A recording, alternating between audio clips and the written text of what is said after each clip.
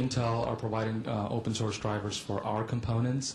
And there's also a Mobile Enabling Center that we have started along with MOEA in order to really help the ecosystem to have the drivers that are available for Linux and mobile and to be able to take advantage of and deploy it in multiple platforms.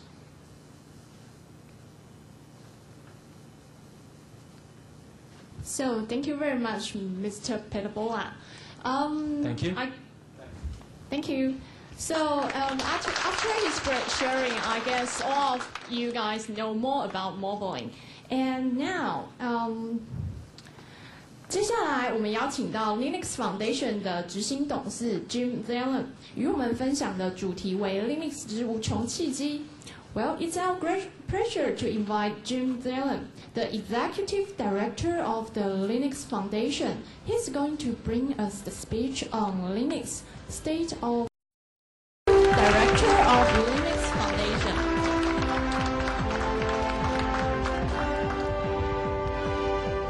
Thank you. I'm going to step up here. I'm really glad to be here at Computex. Before I left for Computex from the United States, everyone, my wife and my friends asked me, what is Computex? You might be surprised, some people don't know what Computex is. And I tell people every time that Computex is the place where you see things that people in the US and all over the world are going to buy 6 months from now. Really, Computex is about the future. It's about seeing what's possible, where new trends are happening in technology. So this is one of my favorite places to come every year to see what's happening in the PC industry, in the mobile device industry, and what's going to be in the marketplace 6 to 12 months from now.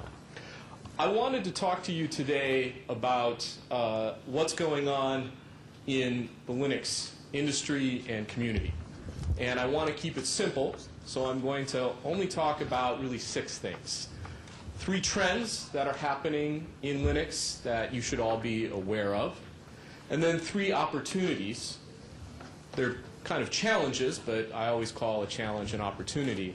3 opportunities that we all have as the Linux community to improve the platform and make money at the same time.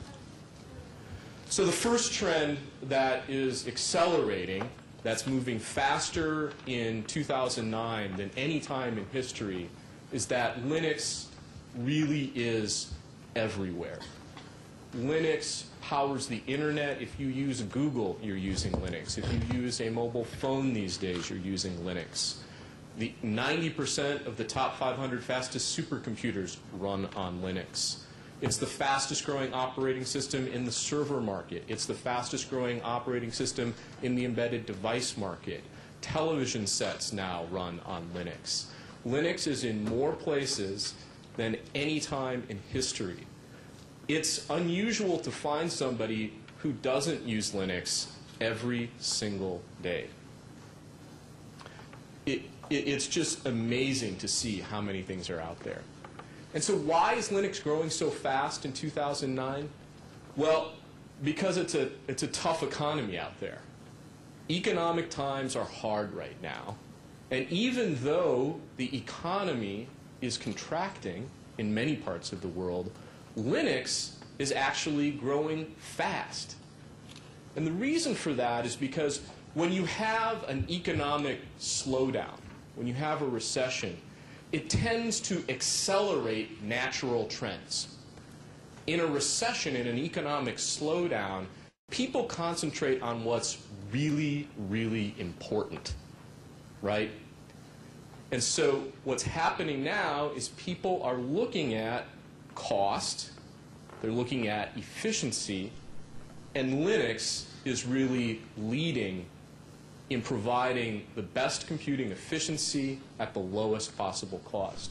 And this has been validated by market research firms all over the world. I picked just 2 firms who've got data on this year. But as you can see, this is just in large enterprises, companies that use PCs to run their business. The majority of these enterprises are either considering or looking to move towards a Linux solution on both the server and the desktop, or are already implementing Linux in order to save money.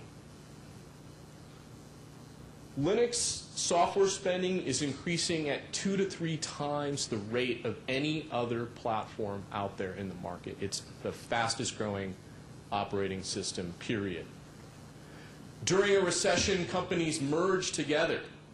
And when companies are merging, the common platform that these companies are finding is Linux.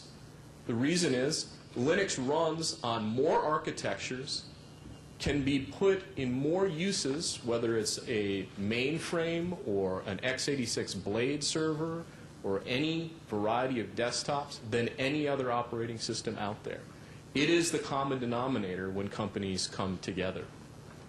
Linux has the most flexible cost structure of any operating system in the market, period.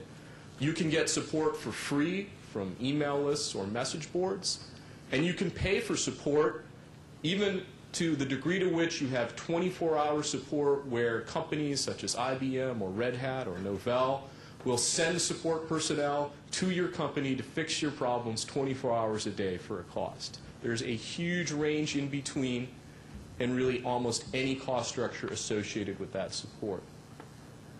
The desktop is starting to really gain momentum this year, in particular because of the recession. More and more enterprises are finding that going to a Linux desktop is the cost-effective choice.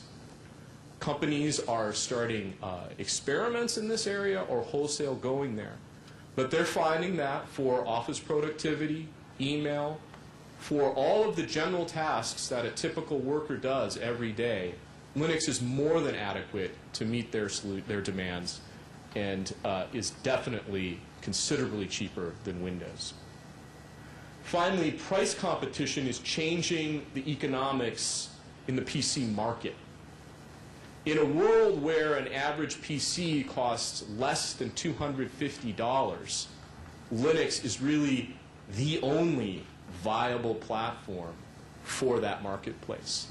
It's hard to imagine a $250 PC where 25 or 30% of the cost is for the operating system software. The math just doesn't add up, and I'm going to show you more about that later. The third trend that's happening in Linux that Ram talked about a little bit is the idea of convergence. And simply put, phones are starting to look like PCs, and PCs are starting to look like phones. So let's think about that for a little bit. And let's go back in time about 6-7 years ago. I want to look at what I was using at that time for my PC and for my cellular phone. So not too long ago, my computer, the one that I liked, was the ThinkPad T20. I think it was built here in Taiwan, but it was labeled IBM. It had a 650 megahertz Pentium 3, a 12 gig hard drive, a dial-up modem, it had Ethernet, it had the battery was terrible.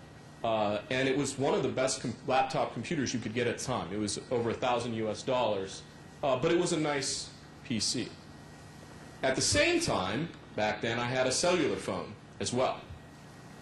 It was a Motorola flip phone. It was one of the best phones you could get in the market at the time. I got it for free. When I went to get my cell phone, I didn't pay any money for it. It was given to me for free from my wireless carrier, the phone company, in exchange for a monthly service plan, which I paid $70 a month for. I got 200 minutes.